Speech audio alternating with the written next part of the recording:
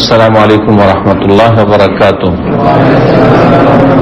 إن الحمد لله نحمده ونستعينه ونستغفره ونعوذ بالله من شرور أنفسنا ومن سيئات أعمالنا. من يهده الله فلا مضل له ومن يضلل فلا هادي له. وأشهد أن لا إله إلا الله وحده لا شريك له وأشهد أن محمدا عبده ورسوله صلى الله تعالى عليه وعلى آله وصحبه وسلم تسليما كثيرا. أما بعد فقد قال الإمام البخاري رحمه الله تعالى: باب من تمطر في المطر حتى يتحاذر على لحيته. قال حدثنا محمد بن مقاتل قال أخبرنا عبد الله قال أخبرنا الأوزاعي قال حدثنا إسحاق بن عبد الله بن أبي طلحة الأنصاري قال حدثني أنس بن مالك قال أصابت الناس سنة على عهد رسول الله صلى الله عليه وسلم، فبين النبي صلى الله عليه وسلم يخطب على المنبر يوم الجمعة قام أعرابي فقال: يا رسول الله، هلك المال وجاع العيال فادعوا الله لنا أن يسقينا. قال: فرفع رسول الله صلى الله عليه وسلم يديه وما في السماء قزعة. قال: فسار السحاب أمثال الجبال ثم لم ينزل عن منبره حتى رأيت المطر يتحاذر على لحيته. قال: فمطرنا يومنا ذلك ومن الغد ومن بعد الغد والذي يليه إلى الجمعة الأخرى. فقام ذلك الأعرابي أو رجل غيره فقال: يا رسول الله، تهدم البناء وغرق المال فادعوا الله لنا. فرفع رسول الله صلى الله عليه وسلم يديه فقال: اللهم حوالينا ولا علينا. قال: فما جعل يشير رسول الله صلى الله عليه وسلم بيده إلى ناحية من السماء إلا تفرجت حتى صارت المدينة في مثل الجوبة حتى سال الوادي وادي قنات شهرا. قال: فلم يجي أحد من ناحية إلا حدث بالجود. সম্মানিত ভাতৃমণ্ডলী, আল্লাহ রাব্বুল আলামিনের প্রশংসা এবং প্রিয় নবী সাল্লাল্লাহু আলাইহি সাল্লামের উপর সালাত ও সালামের পর আজ সোমবার 19 সফর 1445 হিজরি মোতাবেক 4 সেপ্টেম্বর 2023 আমাদের ধারাবাহিক আলোচনা সহিহুল বুখারীর ইস্তিসকার পর্ব। ইস্তিসকা মানে বৃষ্টি চাওয়া, আল্লাহ রাব্বুল আলামিনের কাছে বর্ষা বৃষ্টি চাওয়া। আজকে পর্ব নম্বর 5, এতে ইনশাআল্লাহ তাআলা আমরা শেষ করব। আল্লাহ তৌফিক দান করুন। ইমাম বুখারীর এই ইস্তিসকার অধ্যায় নম্বর 24, হাদিসটি লম্বা আছে, একটি হাদিস মাত্র। আর এই হাদিস একটু ভাষার পার্থক্যের সাথে কয়েকবার করে বিভিন্ন অধ্যায়ে এসেছে, বিভিন্ন বিষয় প্রমাণ করার জন্য ইমাম বুখারী রাহিমাহুল্লাহ নিয়ে এসেছেন। জুমার সালাতে নবী সাল্লাল্লাহু আলাইহি ওয়াসাল্লামের ইস্তিসকা করা মানে বৃষ্টি চাওয়া। এখানে যে অধ্যায়টি রয়েছে বা যে মাসআলা তিনি বলতে চেয়েছেন এই হাদিস থেকে, তা হচ্ছে বাবু মান তামাত্তারা ফিল মাতার হাত্তা ইয়াতাহাদারু আলা লিহিয়াতিহি। এই অধ্যায় হচ্ছে কোন ব্যক্তি যদি বৃষ্টিতে ভিজে, মাতার মানে বৃষ্টি, আর তামাত্তারা মানে বৃষ্টিতে থাকা, বৃষ্টিতে অবস্থান করা, বৃষ্টিতে ভিজা আর কি। কোন ব্যক্তি যদি বৃষ্টিতে ভেজে, এমন ভিজা ভিজলো যে হাত্তা ইয়াতাহাদার আলা লিহিয়াতিহি, তার দাড়ি হয়ে পানি, বৃষ্টির পানি, বর্ষার পানি প্রবাহিত হচ্ছে, দাড়ি দিয়ে পড়তে আছে বা বইতে আছে। তো এটা কেমন?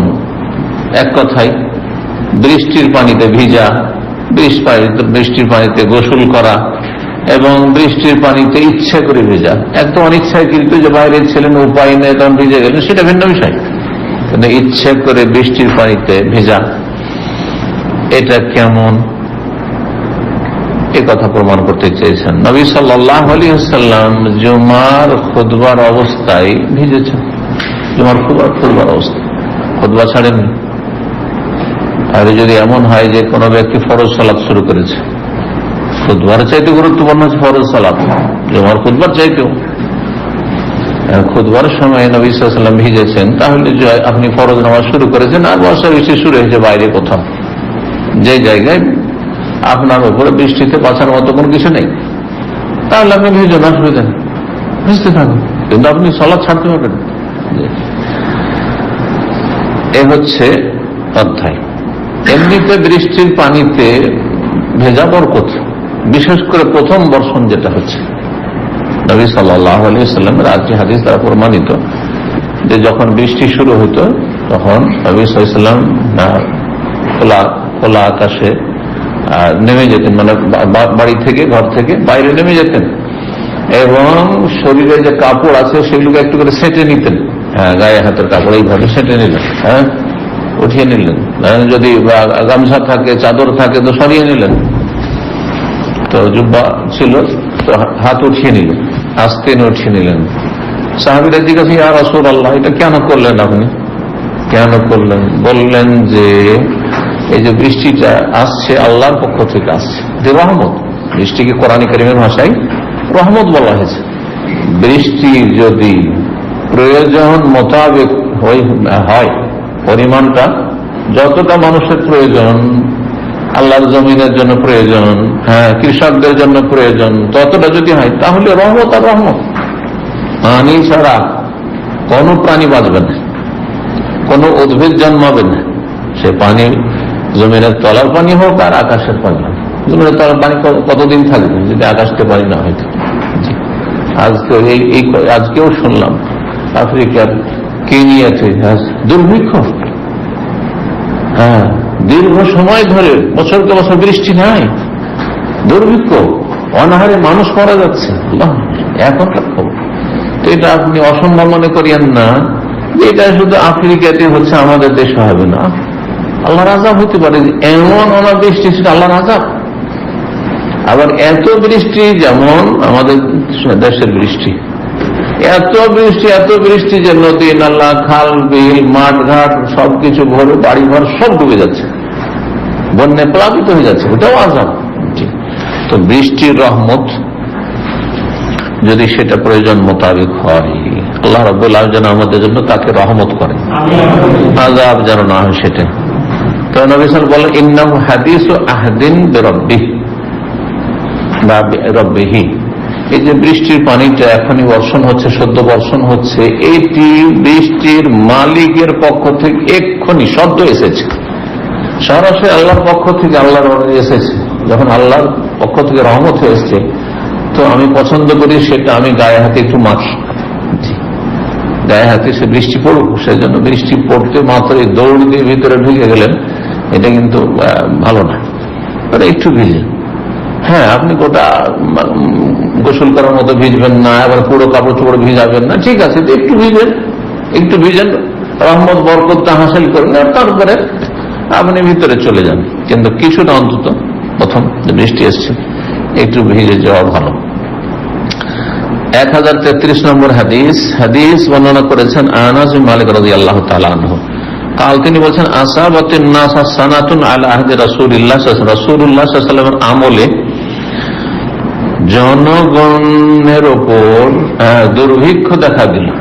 জনগণ সম্মুখীন হইল দুর্ভিক্ষের বা অনাবৃষ্টি। সানাতন মানে এমন বছর, যেই বছর, সানাতন মানে এমনি বছরও হয়, আর সানাতন মানে দুর্ভিক্ষের বছর, অনাবৃষ্টির বছর, যাতে ফসল পানি জন্মাচ্ছে না, গাছপালায় ফলন হচ্ছে না, কারণ বৃষ্টি নেই, পানি নেই। আসাবাতের নাসা সানাতুন, অনাবৃষ্টি দেখা দিল বা অনাবৃষ্টির সম্মুখীন হলো জনগণ। রাসূলুল্লাহ সাল্লাল্লাহু আলাইহি ওয়াসাল্লাম, মানে মদিনার ঘটনা। তো এখানে মাঝে মাঝে এমন হয় যে দীর্ঘ সময়, কয়েক 6 মাস 8 মাস বৃষ্টি নেই, উচ্ছন্ন হচ্ছেন। তারপরে আলহামদুলিল্লাহ, আল্লাহ রহম করেছেন যে তাওহীদের দেশ, সুন্নাতের দেশ, শিরক বিদআত মুক্ত দেশ, আলহামদুলিল্লাহ, আল্লাহ খাস রহমত আছে। কারণ সবচেয়ে বড় অপরাধ মুসলিম জীবনে হচ্ছে শিরক আর বিদআত। শিরক কারণ আল্লাহর হক নষ্ট করা, আর বিদআত মানে রাসূলুল্লাহর হক নষ্ট করা। আল্লাহ এবং রসুলের হক সবকিছুর আগে থাকতে হবে, কারণ আল্লাহ এবং রসুলের ভালোবাসা সবচেয়ে বড় ফরজ। আমাকে আমার জীবন চেয়ে বেশি আল্লাহকে রসুলকে ভালোবাসতে হবে সাল্লাল্লাহু আলাইহি ওয়াসাল্লাম। আমাকে, আপনাকে, আপনার, আমার জীবনের চাইতে, আপনার স্ত্রীর চাইতে, আপনার ছেলে মেয়ের চাইতে, দুনিয়ার সমস্ত কিছু চাইতে সবচেয়ে বেশি ভালোবাসতে হবে মহান আল্লাহ রাব্বুল আলামিনকে তার ভালোবাসায় তার সামনে সিজদায় সবচেয়ে ভালো জায়গায় লুটিয়ে দিতে হবে। আর কারোর সামনে সিজদা লুটানো যাবে না। কবর মাজারে নয়, কোন মানুষের সামনে নয়, কোন গাছপালার সামনে নয়। আর সবচেয়ে বেশি ভালোবাসবো আল্লাহর পরে কাকে? সাইয়্যিদুল মুরসালিন খাতামুন নবীন মুহাম্মদ সাল্লাল্লাহু আলাইহি ওয়াসাল্লাম। সেই জন্য তার অন্ধ অনুসরণ ছাড়া কারো অন্ধ অনুসরণ করবো না। তার অন্ধ অনুসরণ ছাড়া কারো চোখ বন্ধ করে অনুসরণ করবেন না। দুনিয়ার ক্ষেত্রে যেমন, দুনিয়ার ক্ষেত্রে মুরব্বী সাহেব সামনে যাচ্ছেন, হচ্ছে এত বড় মানুষ যাচ্ছেন, বয়স্ক মানুষ 80-90 বছর বয়স, আর তারপর আমার রাস্তা দেখার দরকারটা কি? আমার রাস্তা দেখার দরকারটা কি? উনি যাচ্ছেন সামনে, বাস পিছনে পিছনে আমি চলি। কিন্তু হতে পারে যে উনি গর্তে পা দিয়েছেন, এইটার উপরে পা দিয়েছেন, উনি হোঁচট খেয়ে আছাড় খেয়ে পড়ে গেলেন, আমাকে আছাড় খেয়ে পড়তে হবে নাকি? হ্যাঁ, না, অবশ্যই আমাকে রাস্তা দেখে চলতে হবে, কারণ আমার চোখ আছে। অন্ধ অনুসরণ একমাত্র রাসূলুল্লাহ সাল্লাল্লাহু আলাইহি ওয়াসাল্লামের জন্য, কোন ব্যক্তির জন্য না। জি, ব্যক্তি পূজা, অন্য কারো যদি অন্ধ অনুসরণ করেন তার নাম হচ্ছে ব্যক্তি পূজা, যেটা শিরক এক ধরনের। এই জন্য রিসালাতের শিরক। আপনি কয় রসুল আপনার যে আপনি এরও অন্ধভক্ত, ওরও অন্ধভক্ত, ওরও অন্ধভক্ত, তো কতজন রসুল আপনার? কার উম্মত আপনি? আল্লাহ বুঝার তৌফিক দান করেন। তো রাসূলুল্লাহ সাল্লাল্লাহু আলাইহি ওয়াসাল্লামের জামানে এমনটা হয়েছিল একবার। ফাবাইনান নবী ইয়াখতুবু আলাল মিম্বারে, একদিন এক সময় খুতবা দিচ্ছিলেন রাসূলুল্লাহ মিম্বারের উপর। ইয়াউমাল জুমাতে, জুমার দিন ছিল, মানে জুমার খুতবা ছিল। কামা আরাবিয়ুন, একজন বেদুইন এসে দাঁড়ালো। হ্যাঁ, মসজিদের বাইরের গেট দিয়ে, সামনের যে গেট, হ্যাঁ ইমাম সাহেব যে মেম্বারে থাকেন সামনের গেট, ওই গেট দিয়ে এসে দাঁড়ালো। যেমন অন্য হাদিসে রয়েছে, জি, যে গেটটি মসজিদ নববীর বর্তমানে আপনার কিং ফাহাদ গেট, এই দিক থেকে। হ্যাঁ, আর সামনে যে পুরানো এলাকা, ওই এলাকায় বাব আব্দুল মজিদ বা বাবা মজিদি বলে পরিচিত পুরানো লোকদের কাছে, আমাদের কাছে আমরা থেকেছি, তখন তো এগুলো হয়নি এক্সটেনশন, সেই জন্য। তো এই দিক থেকে প্রবেশ করলেন, আর তারপরে বললেন ইয়া রাসূলুল্লাহ, হে আল্লাহ রাসূল সাল্লাল্লাহু আলাইহি ওয়াসাল্লাম, হালাকাল মাল, ধন সম্পদ ধ্বংস হয়ে গেল। আরবদের ধন সম্পদ ছিল গবাদি পশু, বকরির পাল, উটের পাল। যদি বর্ষা বৃষ্টি না হয় তাহলে পানি কোথায় পাওয়া যাবে? আর বর্ষা বৃষ্টি না হলে চারণভূমি কোথায় পাওয়া যাবে? হ্যাঁ, না খাবারের ব্যবস্থা আছে গবাদি পশুর, আর না পানির ব্যবস্থা আছে, সব ধ্বংস হয়ে যাবে। গবাদি পশু, গরু তো এদের ছিল না, আরবদের খুব কম। ছাগল, আপনার মেষ, দম্বা দম্বি সব ধ্বংস হয়ে গেল। এখানে মাল বলতে এইসব ধন সম্পদ। ওয়াজাআল আয়াল, যা ইয়াজু মানে হচ্ছে ক্ষুধার্ত হওয়া। আল্লাযী আত'আমাহুম মিন জু', মাসদার ওখান থেকে, সূরা কুরাইশ।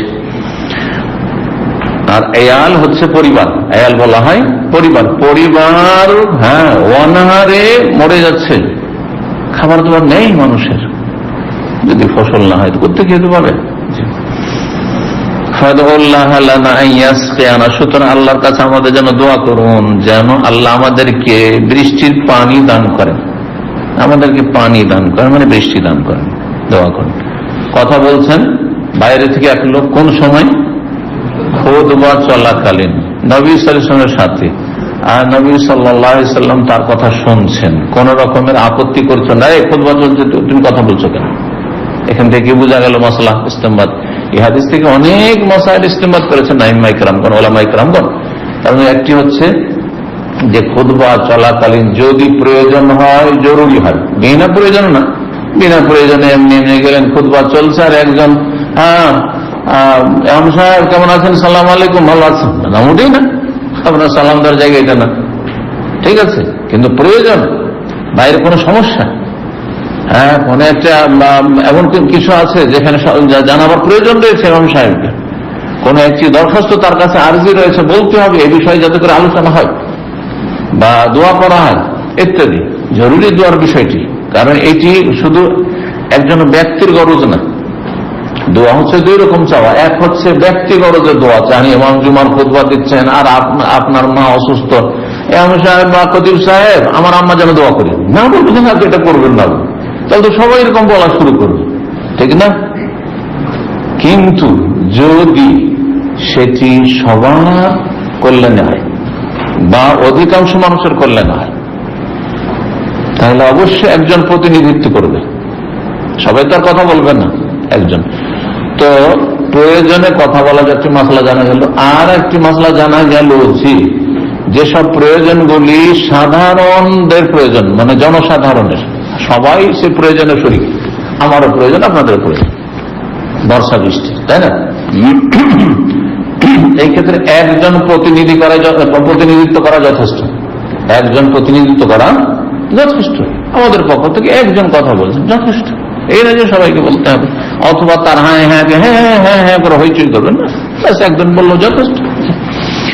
তো এটা প্রমাণিত হলো যে কোন একটি সম্প্রদায়ের পক্ষ থেকে কোন একজন প্রতিনিধি হিসাবে কোন কথা উপস্থাপন করতে পারবেন।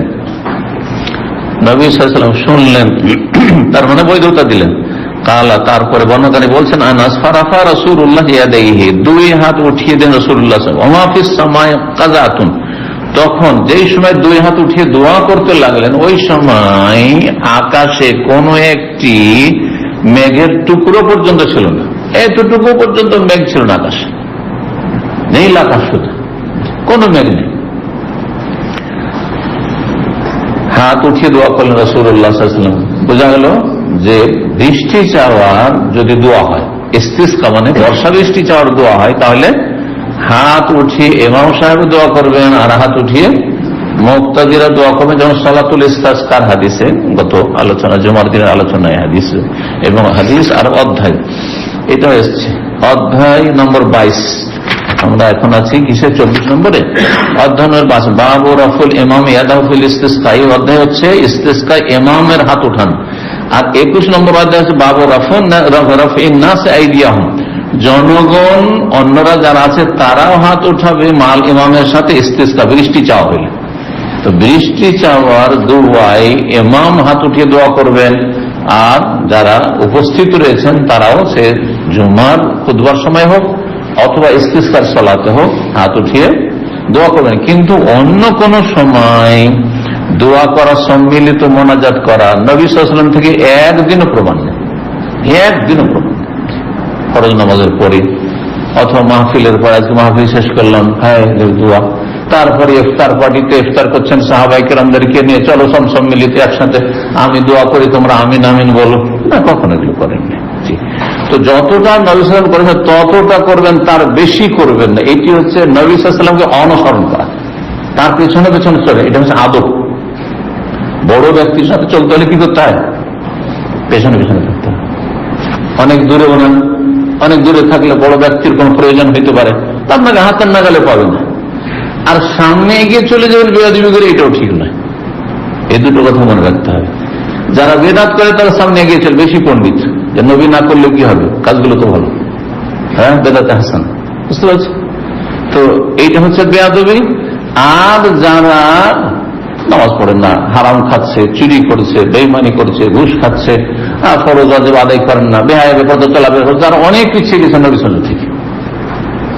এই জন্য দুটোই দল গুনাহগার। যারা বেআমল পাপী, হ্যাঁ নবী সাল্লাল্লাহু আলাইহি ওয়াসাল্লাম থেকে পিছিয়ে গেছে, তারা নবীর সাথে নেই। আর যারা বেদাতি, বেশি নেকির কাজ করতে যাচ্ছেন, যার খেয়াল খুশি, তার নবী সাল্লাল্লাহু আলাইহি ওয়াসাল্লাম থেকে এগিয়ে গিয়ে 10 কদম এগিয়ে আমল করা শুরু করেছে। যেন না করলে কি হবে, কাজগুলি ভালো। আরে কাজ ভালো, এটা আল্লাহ বলবেন, রসুল বলবেন, তাহলে ভালো হবে। এবাদত আপনার আমার খেয়াল খুশি ভালো না। খেয়াল খুশি ভালো শুধু মানুষের সাথে লেনদেনের ক্ষেত্রে, এবাদতের ক্ষেত্রে মোটেই চলবে না। না হলে কালকে যে আপনাদের 10 জন লোক বলে যে আমরা 6 ওয়াক্ত নামাজ পড়বো, 6 বার আজান দেবো দিন, আর 6 ওয়াক্ত নামাজ পড়বো, কাজটা কি বাহ্যিক মন্দ? বাহ্যিক আজান দেবে, একটা আজান আরো বাড়াইল, কিন্তু নবী সাল্লাল্লাহু আলাইহি ওয়াসাল্লাম থেকে বেশি পণ্ডিতি করে এগিয়ে চলে গেল, বেয়াদবি করে দিল। কারণ নবী সাল্লাল্লাহু আলাইহি ওয়াসাল্লাম কয়েকটা নিয়েছেন মেরাজ থেকে, 5 ওয়াক্ত নিয়েছেন। আল্লাহ যেন সঠিক বুঝ দান করেন। তো কোন একটি টুকরো ছিল না আকাশে দোয়া করার সময়। তার ফাসারা সাহাব আমসাল আল জিবাল, তারপরে হঠাৎ করে পাহাড়ের মতো, পাহাড় পর্বতের মতো মেঘমালা আকাশে দেখা দিল। সারা আসর মানে হঠাৎ করে চলে আসা, হঠাৎ করে চলে আসা, ঝাঁপিয়ে চলে আসা, যেন সারা ঝাঁপ দেওয়াকে বলা হয়, সারা আসর। তো পাহাড় পর্বতের মতো মেঘমালা যেন ঝাঁপিয়ে পড়েছে আকাশে। তারপরে নবী সাল্লাল্লাহু আলাইহি ওয়াসাল্লাম এখনো খুতবা শেষ করে মেম্বার থেকে নামেননি, অথচ নবী সাল্লাল্লাহু আলাইহি ওয়াসাল্লাম জুমার খুতবা 15 থেকে 20 মিনিট হতো, 40 মিনিট আর 45 মিনিট, 1 ঘন্টার খুতবা হইতো না। অল্প কথা বলতেন, অল্প কথা কিন্তু জামে ব্যাপক অর্থপূর্ণ কথা বলতেন। নবী সাল্লাল্লাহু আলাইহি ওয়াসাল্লামকে আল্লাহ সবচেয়ে বেশি এই ক্ষমতা দিয়েছেন যে অল্প কথাতে অনেক কথা বলা। অতীত জামেউল কালিম, নবী সাল্লাল্লাহু আলাইহি ওয়াসাল্লাম বলছেন যে আমাকে যে বৈশিষ্ট্যগুলি দেয় তার একটি হচ্ছে যে জামে কথা বলার, অর্থাৎ ব্যাপক অর্থপূর্ণ কথা বলার আমাকে ক্ষমতা দেওয়া হয়েছে। আল্লাহ প্রদত্ত ক্ষমতা। জি, আল্লাহ রাব্বুল আলামিন আমাদের সকলকে তৌফিক দান করুন। তো বলছেন যে পাহাড়ের মতো হয়ে মেঘমালা আকাশে যেন দেখা দিয়েছে। আর তারপরে মেম্বার থেকে দেখছি যে মেম্বারে আছেন দাঁড়িয়ে আর খুতবা চলছে, দেখছি যে বৃষ্টি তার দাড়ি দিয়ে ফোটা ফোটা পড়তে আছে, দাড়ি দিয়ে ঝরে পড়ছে। তাহাদার মানে ঝরে পড়া, দাড়ি দিয়ে পানি ঝরে ঝরে পড়ছে ফোটা ফোটা হয়ে। কাল ফামতের নাই অমানাজা আলিকা। তারপরে সেই দিন তো জুমার দিন তো বৃষ্টি হইলই, অমিনাল গা তার পরের দিন হইল শনিবার, অমিন বাদুল তারপরে রবিবারও হইল, ওয়াল্লাযী ইয়ালিহি তার পরের দিন হইল, তার মানে সোমবারও হইল। আরো চলেন, বলছেন যে এলাল জুমাতিল ওখানে, এমন কি পরের জুমা পর্যন্ত 1 সপ্তাহ 8 দিন, জুমা থেকে 2 জুমা 8 দিন ধরে বৃষ্টি চলছে। ফাকামা যালিকাল আরাবী, পরের জুমায় ওই বেদুইন আও রাজুলুন গায়রুহু অথবা অন্য কোন ব্যক্তি, তার নাম কোন কোন riwayat এসেছে সুলাইক আল গিতফানি। জি, বেদুইন এরা ছিল। তো সেই ব্যক্তি আগে গত সপ্তাহে যে এসেছিল দরখাস্ত করতে পারে বৃষ্টির জন্য, সেই ব্যক্তি অথবা অন্য কোন ব্যক্তি, বর্ণনাকারী সন্দেহ, আল্লাহ তাআলা আলাম। এখানে ওলামারা বলেছেন যে নবী সাল্লাল্লাহু আলাইহি ওয়াসাল্লামের এই হাদিসে মুজিজা রয়েছে। মুজিজা হচ্ছে অলৌকিকত্ব, অসাধারণ কিছু হওয়া, অস্বাভাবিক কিছু হওয়া, যেটা সাধারণত হয় না। সাধারণত দোয়া করলে, দোয়া যদি কবুল হয় তো এমন না যে এখনই দোয়া করলাম আল্লাহ বৃষ্টি দাও, এখনই বৃষ্টি হবে, এটা আমার আপনার দোয়া তো হয়তো হবে না। হ্যাঁ, কারণ ওই সম্মান আমাকে আপনাকে দেওয়া হয়নি, ওই মর্যাদা দেওয়া হয়নি। কিন্তু নবী সাল্লাল্লাহু আলাইহি ওয়াসাল্লাম যে নবী, তিনি রসুল, আল্লাহর খাস বান্দা, এবং তিনি রাসূলুল্লাহ, আল্লাহর পক্ষে প্রেরিত রসুল, শ্রেষ্ঠ রসুল, খাতামুন নবিয়্যিন, তার অনেক মুজিজাত রয়েছে। মুজিজা, নবুয়তের দলিল প্রমাণ আল্লাহর পক্ষ থেকে। তার একটি হচ্ছে দোয়া করলে সাথে সাথে কবুল, সাথে সাথে তার প্রতিফলন। তো এই যে সাথে সাথে বৃষ্টি শুরু, এটি নবী সাল্লাল্লাহু আলাইহি ওয়াসাল্লামের মুজিজার অন্তর্ভুক্ত। এসে বলছে ওই লোকটি বা অন্য লোক, তাহাদ্দামাল বিনাও, ঘর বাড়ি ভেঙে পড়ে গেল, বন্যায় ঘর বাড়ি ভেঙে চুয়ে পড়ে গেল, গারে কালমাল, ধন সম্পদ ডুবে ভেসে গেল, বাড়িঘর ভেসে চলে যাচ্ছে, গবাদি পশু সব বকরি ছাগল ভেসে চলে যাচ্ছে। আল্লাহু আকবার, বন্যা হয়ে গেছে মদিনা চারিদিকে। ফাদুল্লাহ লানা, আমাদের যেন দোয়া করেন, অন্য রিওয়ায়াতে রয়েছে দোয়া করেন আইয়ুম সে কাহান্না, হ্যাঁ, যাতে করে বৃষ্টি আল্লাহ থামিয়ে দেন। ফারাফা রাসূলুল্লাহ ইয়াদাইহি, 2 হাত উঠিয়ে দিলেন। তো বৃষ্টি বন্ধের জন্য দোয়ার ক্ষেত্রে নবী সাল্লাল্লাহু আলাইহি ওয়াসাল্লাম হাত উঠিয়েছেন। কাল আল্লাহুম্মা হাওয়ালাইনা, আল্লাহ আমাদের চারপাশে বৃষ্টি দাও, ওয়ালা আলাইনা, আমাদের উপর দিও না। কাল ফামা জাআলা ইউশির রাসূলুল্লাহ সাল্লাল্লাহু আলাইহি ওয়াসাল্লাম বিয়াদি ইলা নাহিতি মিনাস সামাই, রাসূলুল্লাহ সাল্লাল্লাহু আলাইহি ওয়াসাল্লাম আকাশের যেই কোনার দিকে, যেই কর্নারে ইঙ্গিত করছিলেন, যে দিকে ইশারা করছেন, আল্লাহুম্মা হাওয়ালাইনা, হ্যাঁ, ওয়ালা আলাইনা, আল্লাহুম্মা হাওয়ালাইনা ওয়ালা আলাইনা, আল্লাহুম্মা হাওয়ালাইনা ওয়ালা আলাইনা, এইভাবে ইশারা করছেন। আল্লাহু আকবার, ইশারা করছেন আকাশের দিকে। সাথে সাথে ইল্লা তাফাররাজাত, আকাশের মেঘমালাগুলি টুকরো টুকরো ছিন্ন ভিন্ন হয়ে যাচ্ছে, ছিন্ন ভিন্ন হয়ে যাচ্ছে। হাত্তা সারাতুল মদিনা, এমন হয়ে গেল দ্রুত বেগে যে মদিনা যেন হয়ে গেছে কিসের মতো, সারা ইয়াসিরু ফেল নাকে, সেটি আরবি গ্রামারে হয়ে যাবে। মদিনা কেমন হয়ে গেল, ফি মিসলিল জওবাতে, একটি গোলাকার হাউজের মতো, জওবাতুন গোলাকার হাউজের মতো। আকাশে মদিনার শহর, তখনকার ছোট্ট শহর, ধরেন আজকালকার মসজিদ নবী, ধরেন মসজিদ নবীর ওপরে যে আকাশ আছে ওখানে একটু মেঘ নেই, একটু মেঘ নেই, যেন ওই জায়গাটা ছিদ্র হয়ে আছে, আর চারিদিকে পুরো গোলাকার হয়ে কি গোটা আকাশে মদিনার চারপাশে যতদূর পর্যন্ত নজর আসছে মেঘ আর মেঘ আকাশে। তো এই জায়গাটার দৃশ্যটা কেমন মনে হবে? হাউজের মতো মনে হবে না? হাউজের মতো মনে হবে। আর গোল, কারণ একটা শহর তখন গোল মনে হবে পরে দেখলে গোলাকার। এটা যদি আজকালকার ক্যামেরার যুগ আর এই যে মোবাইলের যুগ ছবি করতেন তো ওই রকম মনে হতো, একটা হাউজ মনে হয় যায় এখানে, হ্যাঁ, একটা পুকুরের মতো বা হাউজের মতো।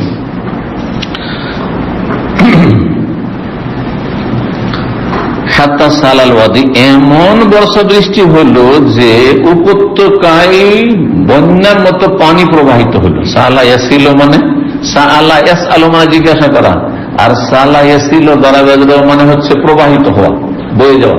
এই জন্য বন্যাকে সাইল বলা হয়, বন্যাকে সাইল বলা হয় পুরনো আরবিতে। আজকাল একটা নতুন আরবি ফাজা ইয়াফিজ মানে উপচে পড়া। তো বন্যা মানে পানি উপচে পড়লে তো বন্যা হয়, হ্যাঁ, নদী ভর্তি হয়ে গেছে, সব ভর্তি হয়ে গেছে, এই জন্য ফায়দানও বলা হয় আজকাল বন্যাকে। তো মদিনার যে উপত্যকা মানে দুই পাহাড়ের মাঝখানে যে নিচু জায়গা, এটা দিয়ে নদী নালার মতো পানি প্রবাহিত হয়েছে। সেই ওয়াদিটির নাম ছিল ওয়াদি কানাত। ওয়াদি কানাত ওহদের এলাকা থেকে শুরু করে মদিনার মসজিদের সামনে দিয়ে দেবেন একটা, ওখানে ব্রিজ আছে, তার নিচে দিয়ে আপনারা একটা নালা গেছে, যারা মধ্যে ইউনিভার্সিটি ঢুকেছেন। আর না হলে এদিকটাও খেয়াল করলে দেখবেন যে ওহদের আশেপাশে এই জায়গাগুলো নিচু এলাকা, যদি এগুলোতে চলাফেরা করে থাকেন বা ঘুরে থাকেন। কতদিন ধরে বন্যার মতো থেকেছে। আর এই নালা, এই কানাত মানে নালা, হ্যাঁ, আজকালকার ইংরেজিতে কানাত বলা হচ্ছে ক্যানালকে। ইংরেজিতে ক্যানাল তো বুঝেন, হ্যাঁ, ক্যানাল শোনেননি? কোথায় ক্যানাল? দেশে ক্যানাল আছে। ক্যানাল কোনটাকে বলা হয় দেখি, কতটা বুঝেন? ক্যানাল তেমনি বুঝেন যেখান থেকে পানি বইছে, কিন্তু ক্যানাল কাকে বলা? নদীকে। নদীকে ক্যানাল বলা হবে? খাল। হ্যাঁ হ্যাঁ, শান্ত, এটা ঠিক আছে। কেটে মানুষ কেটে ধরে নদীর মতো করেছে, হ্যাঁ, পানি পাস করেছে এদিক থেকে, এইটাকে ক্যানাল বলা হয়। হ্যাঁ, যেমন সুইজ ক্যানাল, মিশরের সুইজ ক্যানাল। ভূমধ্য সাগর থেকে আল বাহরুল আবিয়াদ আল মুতাওয়াসসিত, ভূমধ্য সাগর থেকে লোহিত সাগর আসতে পারছে না। সুতরাং ইউরোপ, আমেরিকা, পশ্চিমা যারা তখন উন্নত দেশ, তারা দ্রুত পশ্চিম থেকে পূর্ব জার্নি করতে চায়, কারণ তাদের টার্গেট পৃথিবীকে দখল করা, সাম্রাজ্যবাদী তারা।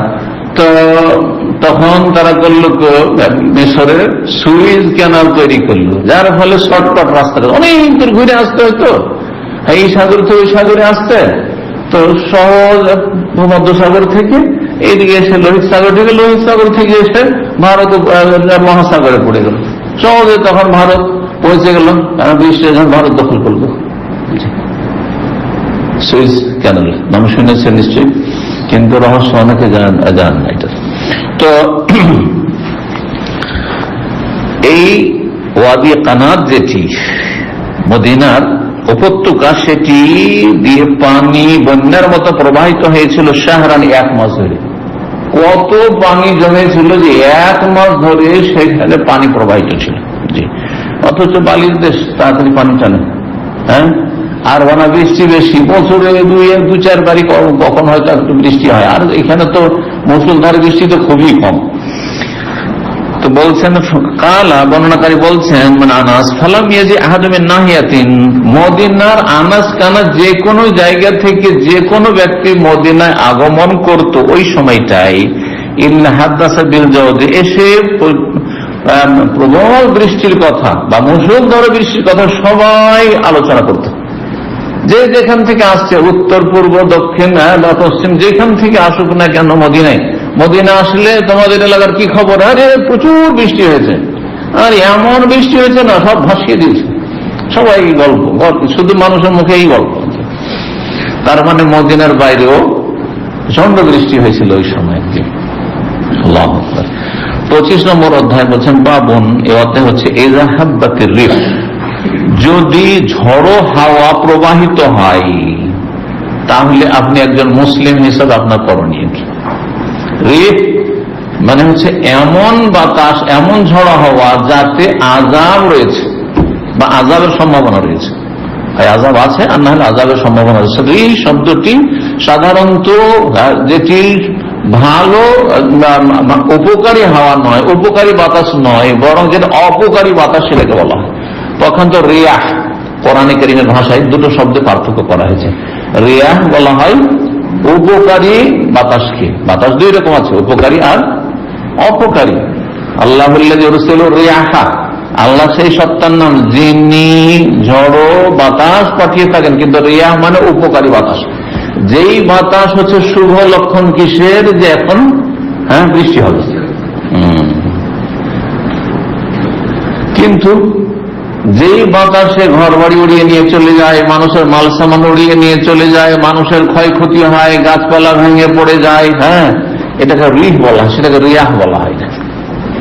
যেই বাতাস দিয়ে যুগে যুগে বহু জাতিকে আল্লাহ ধ্বংস করেছেন, তার মধ্যে প্রসিদ্ধ জাতি, যেই জাতির ওপর 7 লায়ালি ওয়া 8 আইয়াম কোরআন মাশাআল্লাহ বলেছে, 7 রাত 8 দিন, 8 দিন 7 রাত অবিরাম তাদের উপর ঝঞ্ঝাবায়ু, ঝড়ো হাওয়া, ঘূর্ণিঝড় চলতে থেকেছে, থামেনি, থামেনি, একটু অবিরাম চলতে থেকেছে। কোরআনের ভাষা আল্লাহ বলছেন, যখন এই ঝড়ো হাওয়া শুরু হয়, আরবরা তো সবাই জানে, আমাদের দেশের মানুষ জানে, যেমন আমরাও জানি ছোট থেকে, যেমন বললেন যে বৃষ্টির লক্ষণ হচ্ছে যে একটু বাতাস প্রবাহিত হয়, বাতাস হলে বর্ষা বৃষ্টি হবে রে, হবে রে, গল্প করি না আমরা, বলতে থাকি, আনন্দিত হই। তো ওই রকমের আদ সম্প্রদায় যারা বসবাস করত ইয়ামান, সৌদি আরব আর ওমানের এই বর্ডারের এলাকায়, তো এরাকে আল্লাহ ধ্বংস করেছেন। এরা অবাধ্য জাতি ছিল, হুদ আলাইহিস সালাম সেই যুগের নবী ছিলেন। তো সূরা আহকাফে তাদের কথা আল্লাহ বর্ণনা করেছেন, ফালাম্মা রাআহু আরিজান, যখন তারা মেঘমালা, আরিজ মানে এখানে সাহাব, মেঘমালা, আকাশে যখন মেঘমালা দেখলো আর একটু বাতাস প্রবাহিত হয়েছে, তখন হাযা আরিজুন মুমতিরুন, এই যে মেঘ আকাশে আছে না, মেঘ আছে আর বাতাস প্রবাহিত হয়েছে, এই বৃষ্টি আমাদের বর্ষণ হবে। কতদিন ধরে বৃষ্টি হয়নি, এমনি তো আরব দেশে বৃষ্টি হয় না, আর বৃষ্টি হলে এরা পাগলের মতো হয়ে যায়, আনন্দে খুশিতে এবার আত্মহারা হয়ে যায় বৃষ্টি হলে।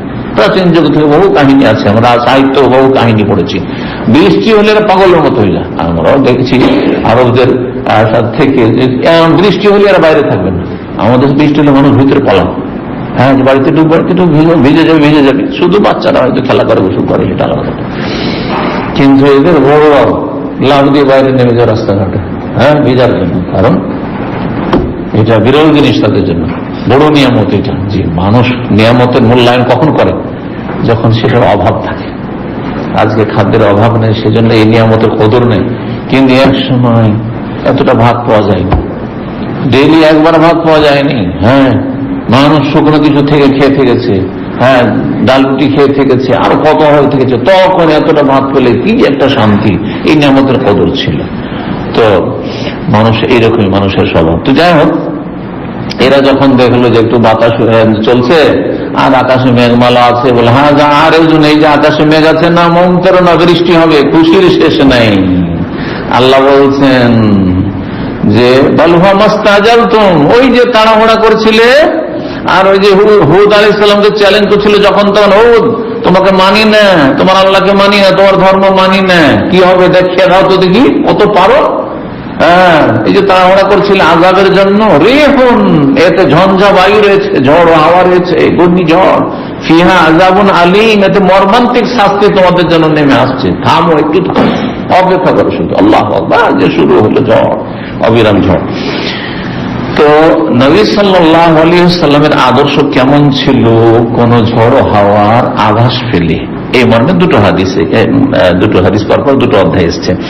1034 নম্বর হাদিস, হাদিস বর্ণনাকারী সাহাবী আনাস রাদিয়াল্লাহু তাআলা আনহু থেকে হুমায়দ আত-তাওয়িল তাবেঈ শুনেছেন যে বলছেন, ইয়াকুল, আনাস বিন মালিক সাহাবী বলছেন রাদিয়াল্লাহু তাআলা আনহু, কানাত রিহুশ শাদীদাতু ইযা হাব্বাত, যখন প্রচন্ড ঝড়ো হাওয়া, আর রিহুশ শাদীদা, ঝড়ো হাওয়া যখন নবী সাল্লাল্লাহু আলাইহি ওয়াসাল্লাম দেখতেন যে প্রবাহিত হতে লেগেছে, হাব্বা, হাব্বা থেকে হাব্বাত মানে প্রবাহিত হওয়া, যখন প্রচন্ড ঝড়ো হাওয়া প্রবাহিত হইত, ওরিফা যালিকা ফি ওয়াজহিন নবী সাল্লাল্লাহু আলাইহি ওয়াসাল্লামের মুখমণ্ডল, চেহারা মোবারক দেখলেই বোঝা যেত যে নবী সাল্লাল্লাহু আলাইহি ওয়াসাল্লামের চেহারা পরিবর্তন হয়ে গেছে, চেহারা যেন লাল হয়ে গেছে দুশ্চিন্তায়, লাল হয়ে গেছে। চেহারা লাল হয় রাগান্বিত হলে, চেহারা লাল হয় ভয়ে মানুষের, অতলম্ব উদ্বিগ্ন যেটাকে বলা হয়। মানুষের যখন উদ্বেগ হয় তখন মানুষের চেহারা দেখলে বোঝা যায় এই লোকটু পেরেশান আছে। তো নবী সাল্লাল্লাহু আলাইহি ওয়াসাল্লাম নিজের জন্য পেরেশান নয়, মানব জাতির জন্য পেরেশান। কারণ তিনি রাহমাতুল আলামিন, বিশ্বজাহানের জন্য রহমত। শুধু মুসলিমের জন্য তিনি রহমত হয়ে আসেননি, সমস্ত সৃষ্টির জন্য রহমত, কাফেরের জন্য রহমত। এই জন্য কাফের একটা জাহান্নামে চলে যাবে এটা কখনো চাইতেন না। মনে হচ্ছে যে তিনি হাই হাই করতে করতে মারা যাবেন, যে এই লোকটি কেন কাফের থেকে গেল, ইসলাম কেন কবুল করছে না, লা ইলাহা ইল্লাল্লাহ কেন পড়ছে না, শিরক কুফরি কেন ছাড়ছে না। আল্লাহু আকবার। তো নবী সাল্লাল্লাহু আলাইহি ওয়াসাল্লামের চেহারা দেখলে বোঝা যেত যে তিনি খুব উদ্বেগে আছেন সাল্লাল্লাহু আলাইহি ওয়াসাল্লাম। তো যখন ঝড় বাতাস দেখবেন তখন আপনি খুশি হবেন না, অনেকদিন ঝড় বাতাস হয়নি, বাতাস হচ্ছে, ঠান্ডা লাগছে, খুব গরম ছিল, ভালো লাগছে না, হইতে পারে আযাবই, হইতে পারে। আল্লাহু আকবার। এই যে মনে করছেন যে ওই যুগে হয়েছে, ওই শুধু হুদ আলাইহিস সালামের জামানায় হয়েছে। আমি যখন মদিনা ইউনিভার্সিটিতে পড়াশোনা করি, আজকে থেকে 34 বছর প্রায় 33-34 বছর আগে, তো প্রথম বছর অথবা দ্বিতীয় বছর ছিলাম, তখন হঠাৎ করে শুনলাম যে পশ্চিমবঙ্গের মুর্শিদাবাদের কিছু এলাকাতে ঘূর্ণিঝড় হয়েছে। কেমন ঘূর্ণিঝড় হয়েছে কল্পনা করা যায় না। যারা সেখানকার প্রত্যক্ষদর্শী বলছে যে দেখছে যে বড় বড় বাস, 50 সিটের যে বাস আকাশে উঠছে, আকাশে উঠছে, কোন অবস্থাও কথা নেই। আল্লাহ রাব্বুল আলামিনের কাছে সবকিছু সহজ, সবকিছু সহজ। কয়েকদিন আগে মাত্র হালকা ঝড় হওয়া ছিল মক্কাতুল মুকাররমায়, দেখেছেন? এই ভিডিওটা দেখেছেন কিনা? সবকিছু উড়িয়ে নিয়ে যাচ্ছে। আর এই ক্লিনার গুলো দাঁড়িয়ে থাকতে ওরা উড়িয়ে নিয়ে যাচ্ছে, কিন্তু সামান্য বাতাস এতে, তাহলে আকাশে উঠিয়ে দিয়ে মানুষকে উড়িয়ে নিয়ে যাওয়া আর এখান থেকে ওখানে ফেলে দেওয়া, এটা কোনো ব্যাপার হলো না। ঘর বাড়ি সবকিছু উড়িয়ে নিয়ে যাচ্ছে, বাস উড়িয়ে নিয়ে যাচ্ছে। আল্লাহর কাছে কোনো কিছু মুশকিল নেই। আল্লাহ 26 নম্বর আয়াত বলছেন বাবু কওলিন নবী সাল্লাল্লাহু আলাইহি ওয়াসাল্লাম, নবী সাল্লাল্লাহু আলাইহি ওয়াসাল্লাম বাণী সম্পর্কে, নসিরতু বিস-সাবার, আমাকে সাহায্য করা হয়েছে। নবী সাল্লাল্লাহু আলাইহি ওয়াসাল্লামের একটি হাদিস, আমাকে সাহায্য করা হয়েছে বা আমি সাহায্য প্রাপ্ত হয়েছি সাবা হওয়ার মাধ্যমে। সাবা হওয়া কি জিনিস? সাবার মানে বুঝেন কোনদিন? এক ধরনের বাতাস। এই বাতাস হচ্ছে কোন বাতাস? এর দুটো ব্যাখ্যা রয়েছে। একটি হচ্ছে পূর্ব দিক থেকে যে বাতাস প্রবাহিত হয়ে আসে পশ্চিম দিকে, পূর্ব দিক থেকে যে বাতাস আছে, আমরা সেটাকে বলি আঞ্চলিক ভাষায় পুরিয়া হাওয়া, কেউ বলে পূর্বী হাওয়া, যেটি বলেন না কেন। আপনাদের এই ভাষাগুলো আছে না নেই? কি বলেন? পূর্ব দিক থেকে আসলে কোন হাওয়া বলেন? পূবালি বলেন, যাই বলেন। পুরিয়া হাওয়া বা পূর্বী হাওয়া বা পূবালি হাওয়া, এক কথায় পূর্ব দিক থেকে প্রবাহিত বাতাস। এই বাতাসটি পশ্চিমা বাতাসের তুলনায় ভালো, পশ্চিমা বাতাসের তুলনায় ভালো। এটা আমাদের মা খালা দাদি নানিদের থেকে শোনা। এই যে পুরিয়া বাতাসের এই বাতাসটা ভালো, পশ্চিমা বাতাস ভালো না। পশ্চিমা বাতাস এটা ভালো না, গরম, তারপরে এতে শরীর ভালো লাগে না তাদের। এগুলো ছোটকাল থেকে শোনা, এগুলো সাইন্টিফিক হোক আর নাই হোক, তার কিছুতে তার অবশ্যই আছে। তো নবী সাল্লাল্লাহু আলাইহি ওয়াসাল্লাম আমাকে সাহায্য করা হয়েছে, মানে ইসলাম এবং মুসলিমরা সাহায্য প্রাপ্ত হয়েছেন পূর্ব দিকের বাতাস বা পুরিয়া বা পূর্বী বাতাসের দ্বারা সাহায্য প্রাপ্ত হয়েছেন। কার ওপর সাহায্য প্রাপ্ত হয়েছেন? কাফেরদের ওপর। এটি অধ্যায়, হাদিসটি দেখে নেন আর তারপরে তখন বিস্তারিত ব্যাখ্যা করব। সাবা যদি পূর্ব দিকের বাতাস হয় তাহলে দাবুর কি আসছে হাদিসে? দাবুর শব্দটি বলছেন 1035 নম্বর হাদিস, বর্ণনা করেছেন আব্দুল্লাহ ইবনে আব্বাস রাদিয়াল্লাহু তাআলা আনহু বলেছেন, নবী সাল্লাল্লাহু আলাইহি ওয়াসাল্লাম বলেছেন, নসিরতু বিস-সাবা, আমাকে সাহায্য করা হয়েছে পূর্বী হাওয়ার বা পূর্বী বাতাসের মাধ্যমে বা পূবালী বাতাসের মাধ্যমে, পূর্ব দিক থেকে প্রবাহিত বাতাসের মাধ্যমে। আদ সম্প্রদায়কে প্রাচীন যুগে ধ্বংস করা হয়েছে বিদ্যাবুর, পশ্চিমা ঝড়ো হাওয়া, পশ্চিমা বাতাসের মাধ্যমে। তারা পশ্চিমা সেই ছিল ঝঞ্ঝা বায়ু, ঘূর্ণিঝড়, তা দিয়ে এই আদ সম্প্রদায়কে ধ্বংস করা হয়েছে। এমন করে ধ্বংস করা হয়েছে। এদেরকে বাতাসে উঠিয়ে নিয়ে আকাশে নিয়ে গিয়ে আবার আছাড় দিয়ে ফেলে, কত যা আছাড় খেয়েছে আল্লাহ। 7 দিন ধরে 8 দিন ধরে চলতে দেখেছে আল্লাহ।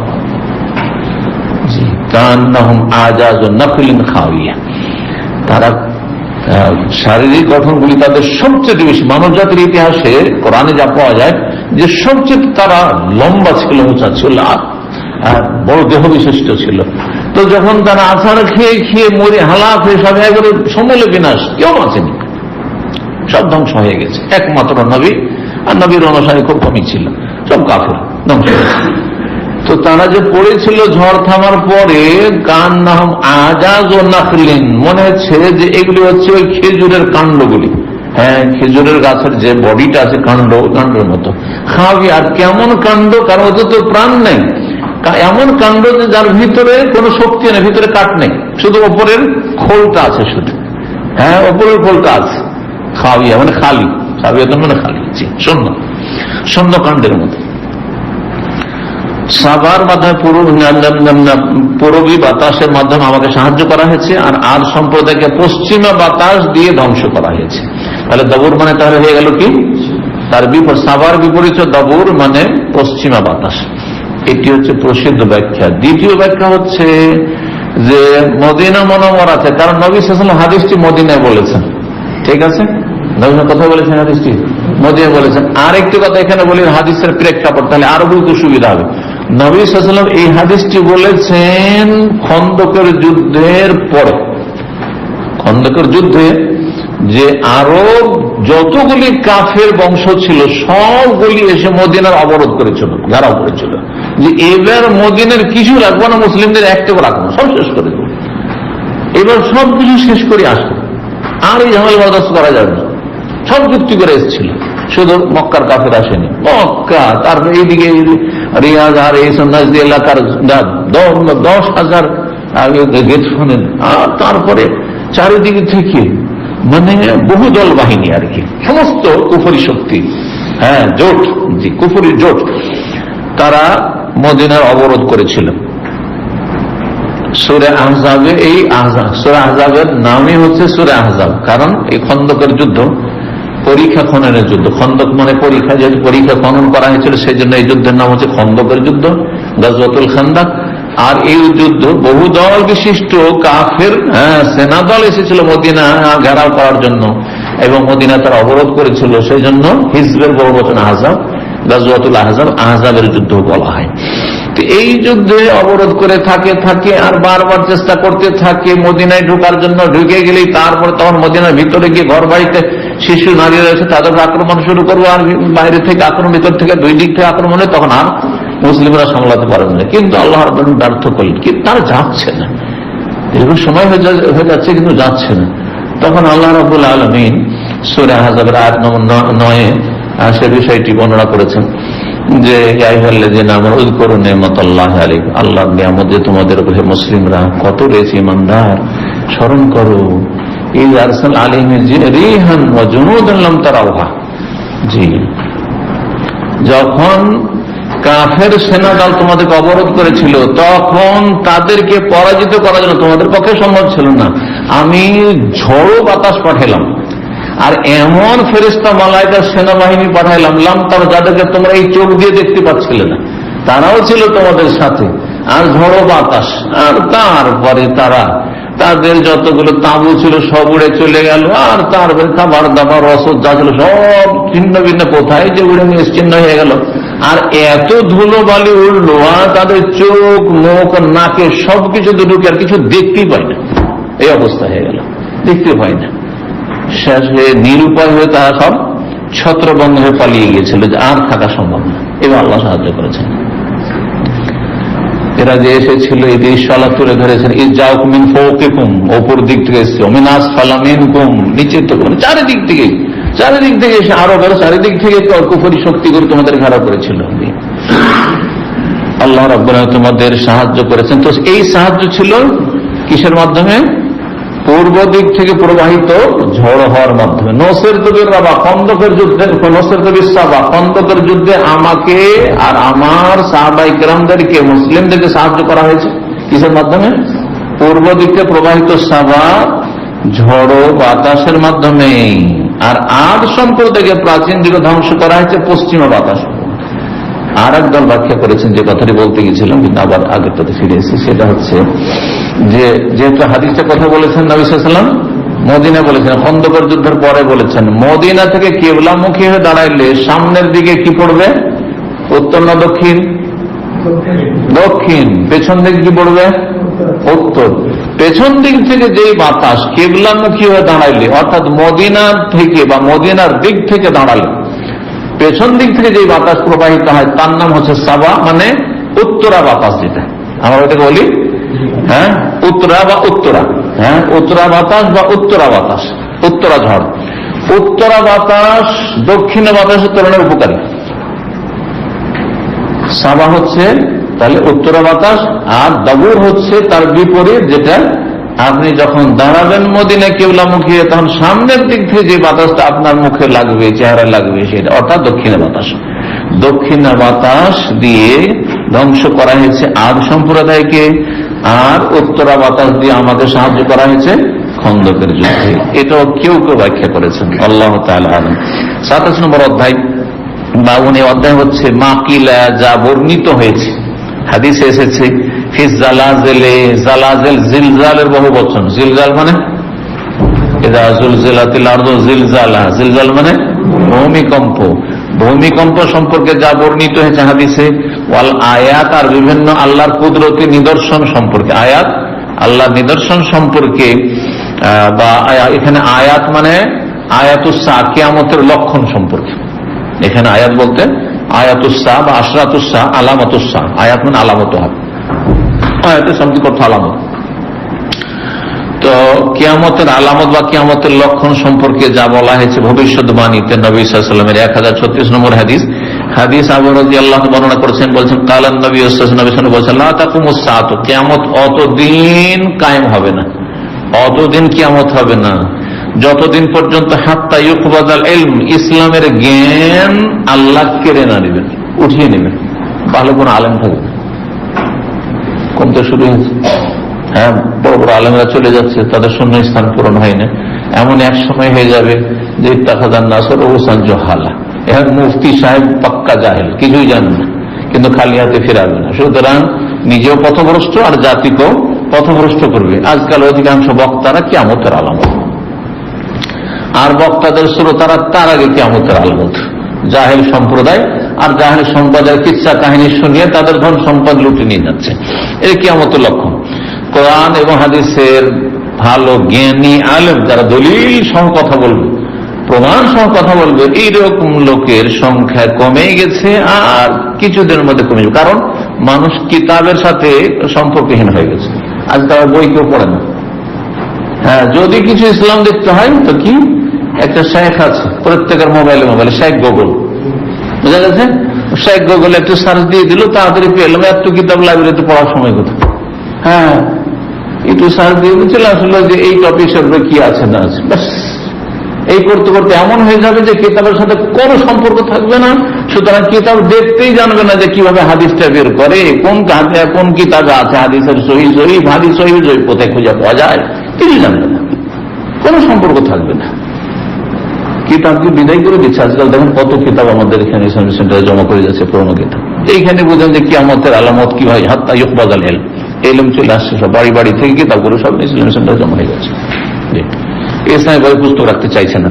এক শ্রেণীর লোক তো এমন বেদিন আছে, নাস্তিক আছে, মুনাফিক আছে, যে ইসলামী বই বাড়িতে থাকলে মৌলবাদী বলবে, সুতরাং বাড়িতে কিছু রাখবে না, ইসলামিক বই পুস্তকই রাখবে না, যেন কোনো ম্যাটেরিয়াল না থাকে। আর কিয়ামত যখন কাছে আসবে তখন খুব বেশি বেশি ভূমিকম্প হবে। দেখেন বছর কতবার ভূমিকম্প হচ্ছে, হেরিয়ে আছে 2 দিন 4 দিন 10 দিন পর পর বিভিন্ন দেশে ভূমিকম্প হতেই আছে, আরো বেশি বেড়ে যাবে। জামান, সময় খুব কাছাকাছি হয়ে আসবে, তার মানে সময় তাড়াতাড়ি পার হয়ে যাবে। এখন কত দ্রুত এখন মানুষের ব্যস্ততার জীবন এমন হয়েছে যে জুমা শেষ করতে করতে আবার জুমা চলে আসছে। হ্যাঁ, অফিস শেষে বসছি, এই কাজ করবো সেই কাজ করবো, কাজ করে সারতে পারছি না, কাজের শেষ নেই, আর সময় শেষ হয়ে চলে যাচ্ছে। এত তাড়াতাড়ি সময় পার হয়ে চলে যাচ্ছে, যেটা আগে হইতো না। আগের যুগে ছোটকালে আমরা দেখেছি কৃষিকাজ যারা করে সকালবেলা গেল, ফজর পড়ে গেল, আর সকাল 9টা 10টায় রোদ হওয়ার আগে আগে চাষাবাদ করে চলে আসলো আরামসে। আসর পর্যন্ত আরাম করছে, তারপরে আসর পর চলে গেল, হাটে চলে গেল, আর কিছু কেনাকাটা শাকসবজি কিছু কেউ বিক্রি করবে, কেউ কিনবে, চলে আসলো, আর তারপরে এসে পরে আরামসে ঘুমিয়ে গেল, না কেউ দিয়েও আরামসে তাহাজ্জুদ উঠে যাচ্ছে। এমন কি আছে যে রাতে 11টা 12টার আগে কেউ ঘুমাচ্ছে? এত ব্যস্ত তার জীবন, সময় দ্রুত পার হয়ে চলে যাচ্ছে। কি হবে, রাত পরে আর ঘুমিয়ে আইনি, রাত পার হয়ে চলে গেল। অথচ এক সময় হতো যে ঘুম মন ভরে যতটা লাগে ঘুম হয়ে গেছে, তারপর রাত পার হয় না, কারণ নাইটের মধ্যে শুয়ে গেছে। আমি আমার লাইফে রাত 9টায় শুয়ে আমার অভ্যাস চলে গেছে। মাদ্রাসায় পড়িয়েছি, তারপর সকালবেলা পড়তাম, ফজর পরে শোয়া শুই নাই, যাতে ছিল বরকত ছিল তাতে। কিন্তু পরিবেশ এমন হয়ে গেছে না, এসা পরে আপনার কাজ, এসা পরে আপনার সবকিছু, আর তারপর সবকিছু সারার পরে আবার এই যে সোশ্যাল মিডিয়ার ফিতনা আছে, আল্লাহ হেফাজত করবে ফিতনা থেকে। তো সময় কি হয়ে যাবে, খুব ঘনিয়ে আসবে, মানে সময় দ্রুত পার হয়ে চলে যাবে। অর্থাৎ ফিতনা, বহুমুখী ফিতনা দেখা দিবে, বহুমুখী ফিতনা, নারী ফিতনা আজকাল সারা পৃথিবী মানুষের মুখে। কোথাকার ছেলে কোথাকার মেয়ের সাথে কানেক্ট হয়ে যাচ্ছে সোশ্যাল মিডিয়াতে, বোঝা গেছে না? হচ্ছে না বিভিন্ন ভাবে। সুবহানাল্লাহ, বলছে কার সাথে ইনস্টাগ্রামে পড়েছে, কার সাথে ফেসবুকে পড়েছে, কার সাথে কোথায় বাংলাদেশের এক পল্লী গ্রামে চলে এসছে, কোন দেশের সুইডেন থেকে চলে এসছে, তো কোথায় আমেরিকা কানাডা থেকে চলে এসছে। হ্যাঁ, সারা জীবনের অসতি, আর সেটাকে বিশ্বাস হইলে ওইটাতে তার গৌরব করছে যে আমি সাদা চামড়া পেয়ে গেছি। আউযুবিল্লাহি মিনাশ শাইতানির রাজিম, আল্লাহ হেফাজত করুন। বহুমুখী ফিতনা, এই মোবাইলই কম ফিতনা, এই ফেসবুকই কম ফিতনা। এই সোশ্যাল মিডিয়া থেকে অল্প কিছু লোক হেদায়েত হচ্ছে, অধিকাংশ লোক পথভ্রষ্ট হচ্ছে। এই সোশ্যাল মিডিয়ার ফিতনায় তো অনেকে ভ্রান্ত আকীদায় চলে যাচ্ছে, কেউ আহলে কোরআন হয়ে যাচ্ছে, কেউ কাদিয়ানী হয়ে যাচ্ছে, কেউ আপনার আর কিছু হয়ে যাচ্ছে, কত রকম কিছু হয়ে যাচ্ছে। কোথেকে? হ্যাঁ, কোথা থেকে কোন মানুষের সাথে দেখার সাথে সোশ্যাল মিডিয়া থেকে গোমরাহ হয়ে গেছে। আল্লাহ ফিতনা থেকে হেফাজত রাখুন। ওয়াকসুরুল হারজ, আর মারামারি, রক্তপাত। হারজ মানে হচ্ছে খুন হওয়া, তাতলি। তো রক্তপাত খুব বেশি হবে। দেখেন অহরক্ষণ পত্র পত্রিকা বা সোশ্যাল মিডিয়া খুলেন, ডেইলি শত শত খুন হইতে আছে, খুন হইতে আছে, বিচার নেই, খুন হইতে মৃত্যুদণ্ড তো নেই, উঠে গেছে, যার ফলে খুন করতে অসুবিধা নেই, মেরে দেবো, মরবো না তো। কিন্তু যদি সৌদি আরব মতো থাকতো যে মেরে দিলে আমাকে আগে রেডি থাকতো মরার জন্য, গলা কাটার জন্য রেডি থেকে কাউকে মারতে হবে, তাহলে অত সহজ মেরে দেওয়াটা না, অত সহজ নেই। কিন্তু খুব সহজ হয়ে গেছে সারা বিশ্বে আজকাল, কারণ মৃত্যুদণ্ড নিষেধ। মানবতা বিরোধী হয়ে গেল, এসব অমানুষ বলছে মানবতা বিরোধী। হারজকে জিনিস ওয়াল কাতল, আল কাতল, খুব খারাপই। হাত্তা একশরা ফিকুল মাল, আর একটি কিয়ামতের লক্ষণ হচ্ছে যখন কিয়ামত ঘনিয়ে আসবে, ধন সম্পদ অঢেল হয়ে যাবে। একশরুল মাল, ধন সম্পদ এত বেশি, বেশি দূরে যেতে হবে না। আমাদের লাইফটা কিন্তু ইউটার্নের মতো। ছোট কালে মাদ্রাসা গেছি, স্কুল গেছি, 4 আনা পয়সা পকেটে থাকে, বাঁশি পেটে গেছি, বাঁশি পেটে পড়ে এসে তারপরে 10টায় নাস্তা, 10টা পর্যন্ত খালি পেটে। আর এখন পেট ভরে বাচ্চাকে নাস্তা করিয়ে দিচ্ছে, আর তারপরে তখন টাকা বেঁধে দিচ্ছে, আর তারপরে আরো কিছু টিফিন বেঁধে, টাকা পয়সা বেঁধে দিচ্ছে। টিফিন দিয়ে হয় না, না পয়সা দাও, আমি ইচ্ছে মতো কিনে খাবো, পয়সা দাও। কথা বোঝা গেছে? বিজ্ঞান আবার কিছু খাওয়া দাওয়ার জন্য পয়সার অভাব নেই, পয়সার অভাব নেই। এমন মাল ধন সম্পদ বেড়ে যাবে, ফায়াফিসের উপচে পড়ে, ফায়াফিস উপচে পড়বে।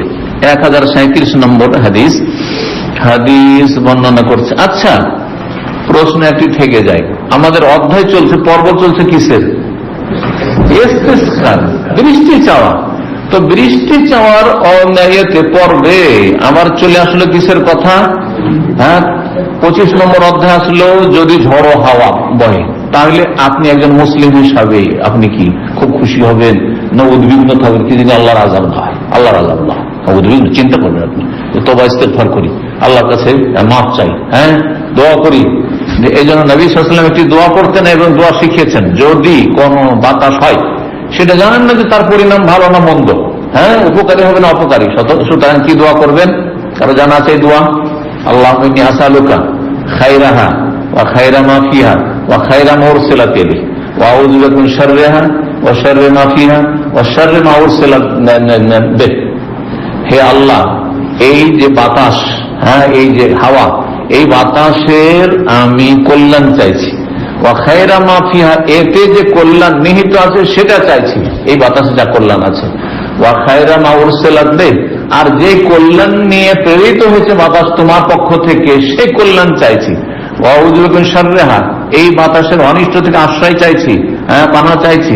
ওয়া আউযু বিকা মিন শাররি মা ফিহা, তাতে যে অনিষ্ট রয়েছে নিহিত, সেই অনিষ্ট থেকে আমি আশ্রয় কামনা করছি, বা আশ্রয় চাইছি, আশ্রয় গ্রহণ করছি। ওয়া শাররি মা উরসিলাত ইলাইহি, আর এই বাতাসের সাথে যে অনিষ্ট প্রেরণ করা হয়েছে, সেই অনিষ্ট থেকে আমি আশ্রয় কামনা করছি। ধ্বংস করবেন। তো বাতাসের কথা, ঝড়ের কথা নিয়ে আসলেন 25 নম্বর অধ্যায়ে। 26 নম্বর অধ্যায়ে বাতাসের কথা, সাবার দবুর, ভালো বাতাস আর মন্দ বাতাসের কথা নিয়ে আসলেন। আর তারপর 27 নম্বর অধ্যায়ে ভূমিকম্পের কথা, তার কিয়ামতের লক্ষণের কথা। তো এই সব বিষয়গুলি, যে কয়েকটা বিষয়, ঝড়, বাতাস, আর তারপরে আপনার ভূমিকম্প আর কিয়ামতের লক্ষণ, এগুলির সম্পর্ক ইস্তিসকার সাথে আবার কি বলেছেন এর ব্যাখ্যায়, যে বৃষ্টির পূর্ব মুহূর্তে পূর্বাভাস হিসাবে যে বর্ষা বৃষ্টি হইতে পারে, কি আসে? বাতাস প্রবাহিত হয়, সেই জন্য বাতাসের কথা নিয়েছেন। তাহলে বৃষ্টির সাথে কিসের সম্পর্ক আছে? বাতাসের সম্পর্ক। আর বাতাস ভালো হয় মন্দ হয়, সেজন্য ভালো মন্দ দুই বাতাসের কথাই নিয়ে এসছেন তারপরের অধ্যায়ে। আর তারপরে এইরকমই যেমন বাতাস আল্লাহর আযাব হয়, ঠিক তেমন ভূমিকম্প আল্লাহর আযাব। বাতাস যেমন আল্লাহর আযাব, ঝড়ো হাওয়া, ঘূর্ণিঝড়, ঠিক তেমনি ভূমিকম্প আল্লাহর আযাব। আর কিয়ামতের লক্ষণগুলি ভালো হইতে পারে, মন্দ হইতে পারে, আবার অধিকাংশগুলি খারাপ। আর তারপরে জায়েজ হইতে পারে, না জায়েজ হইতে পারে। কিয়ামতের লক্ষণ মানে সব একই ক্যাটাগরি নয় কিন্তু। তো সৃষ্টিগত হইতে পারে, আবার শরীয়ত বিরোধী কিছু কাজ হচ্ছে, সেগুলো কিয়ামতের লক্ষণ। তো সেগুলিও তার সাথে আনুষঙ্গিক বর্ণনা করা হয়েছে, আনুষঙ্গিক বর্ণনা করা হয়েছে। এখানে আসল উদ্দেশ্য হচ্ছে ভূমিকম্পের কথা বর্ণনা করা, আর ওই হাদিসে বাকি কিয়ামতের আলামতগুলি যেহেতু এসেছে, সেই জন্য সেই হাদিসটি নিয়ে আসা হয়েছে। আল্লাহু তাআলা আলাম। 1037 নম্বর হাদিস, হাদিস বর্ণনা করেছেন আব্দুল্লাহ বিন উমর রাদিয়াল্লাহু তাআলা আনহু বলছেন, তিনি বলছেন, নবী সাল্লাল্লাহু আলাইহি ওয়াসাল্লামের হাদিস, নবী সাল্লাল্লাহু আলাইহি ওয়াসাল্লাম কালাম, নবী সাল্লাল্লাহু আলাইহি ওয়াসাল্লাম হবে এখানে। আল্লাহুম্মা বারিক লানা ফি শামিনা ওয়া ফি ইয়ামানি। একবার নবী সাল্লাল্লাহু আলাইহি ওয়াসাল্লাম দোয়া করলেন শাম দেশের জন্য আর ইয়ামান দেশের জন্য। শাম হচ্ছে মদিনা থেকে উত্তরে, আর ইয়ামান হচ্ছে দক্ষিণে। তাহলে উত্তর আর দক্ষিণের জন্য দোয়া করলেন, উত্তর অঞ্চল এবং দক্ষিণ অঞ্চলের জন্য দোয়া, হে আল্লাহ আমাদের জন্য বরকত দাও, আমাদের শাম দেশে আর আমাদের ইয়ামান দেশে। এবং নবী সাল্লাল্লাহু আলাইহি ওয়াসাল্লাম নিজেকে সম্পৃক্ত করলেন আমাদের শাম, আমাদের ইয়ামান বলে। যেমন আমরা যে দেশকে ভালোবাসি, আমাদের সৌদি আরব, আমার বাংলাদেশ, আমার বাংলার জমি, জি। তো ওইভাবে নবী সাল্লাল্লাহু আলাইহি ওয়াসাল্লাম নিজেকে সম্পৃক্ত করলেন শাম এবং ইয়ামানের সাথে। কালা, তখন বর্ণকাল বলছেন, কালু, তখন সাহাবীরা বললেন, ইয়া রাসূলুল্লাহ, আপনি উত্তর দক্ষিণ অঞ্চলের জন্য দোয়া করলেন, তো পূর্ব দিকের জন্য দোয়া করেন, পশ্চিম দিক কেন বললেন না? সাহাবায়ে কেরাম বলেন, শুধু নাজদের কথা বললেন, তো নাজ পূর্ব দিকে আছে, আর পশ্চিম দিকের কথা কেন বললেন না? সাহাবায়ে কেরামগণ যে উত্তর দক্ষিণের জন্য দোয়া করলেন, তো পূর্ব পশ্চিমের জন্য একটু দোয়া করে দেন, কেন বললেন না? কে বলতে পারে? মদিনা থেকে পশ্চিম দিকে কিছু দূর গেলেই তো লোহিত সাগর, তো সাগরের জন্য দোয়া করবে নাকি? সাগরে কি আর মানুষ বাস করে নাকি? তো যেখানে মানুষরা বসবাস করে, আর সেই এলাকাগুলি যদি বরকতপূর্ণ এলাকা হয়, বা সেই এলাকার মানুষ দ্বারা উপকার বেশি হয়েছে, অপকার কম হয়েছে, তাদের জন্য দোয়া করা হয়েছে। শাম দেশ বরকতের দেশ, ইয়ামান দেশ আল ইমান ইয়ামানিন ওয়াল হিকমত ইয়ামানিয়াতুন, নবী সাল্লাল্লাহু আলাইহি ওয়াসাল্লাম হাদিস রয়েছে। ইমান হচ্ছে মূলত ইয়ামানের, ইয়ামান সম্পর্কে অনেক ফজিলত হাদিস রয়েছে, শাম দেশের ফজিলত অনেক হাদিস রয়েছে। তো শাম ইয়ামান সম্পর্কে দোয়া করলেন, তখন সাহাবীরা বললেন যে পশ্চিম দিকে, যেমন তো বলার কোনো প্রয়োজন নেই, কারণ পশ্চিম দিকে একটু মক্কার একটু পশ্চিমে গেলে জিদ্দা, লোহিত সাগর, আর মদিনা পশ্চিম দিকে গেলে ইয়াম্বু, সেখানে লোহিত সাগর। তো পূর্ব দিকের জন্য। আর নাজদ বলা হয় শুধু পূর্ব দিকে না, নাজদ বলা করলো মারতাফা মিনাল আরদ, যে উঁচু জমিনকে, উঁচু এলাকাকে নাজদ বলা হয়, যেটা আমাদের বাংলা ভাষায় বরিন্দ্র এলাকা বলা হয়, বরিন্দ্র এলাকা, আর আমরা আঞ্চলিক ভাষাতে বরিন এলাকা বলি, জি। বরেন্দ্র এলাকা বুঝেন? এমন উঁচা এলাকা যে সেখানে বন্যার পানি কখনো সাধারণত উঠবে না, আর যদি বন্যার পানি সেখানে উঠে যায় তো আর ওই দেশের কোন জায়গা ডুবতে বাকি থাকবে না, সব ডুবে শেষ হয়ে যাবে। বাংলাদেশের কোন অঞ্চল বেশি উঁচা? হ্যাঁ, নওগাঁ সবচেয়ে উঁচা। নওগাঁ সবচেয়ে নওগাঁতে সাধারণত বন্যা হয়েছে, ডুবে গেছে, তাহলে গোটা বাংলাদেশ পানির তলায় থাকবে। তো এগুলো বরিন্দ্র বলা হয়। ওই এলাকার অঞ্চল আমাদের আত্মীয় স্বজন আছে, যেহেতু আমার নওগাঁ, নাটোর এইসব এলাকার মধ্যে, তো জানি ওরা বরিন এলাকাগুলোকে বলা হয়। মালদার একটা অংশ আছে, তার ওই অংশটি তো মালদার সাথে লাগছে। মালদায় গৌড়, যেটা রাজধানী ছিল, আপনার বাংলার রাজধানী ছিল, বাংলা আসামের রাজধানী ছিল, তো ওই গৌড় থেকে শুরু করে আপনার পান্ডুয়া এলাকা ওখানে আছে, সব এলাকা খুব উঁচা এলাকা, ওগুলো তো কখনো বন্যা হয় না, বন্যা কখনো হয় না। তো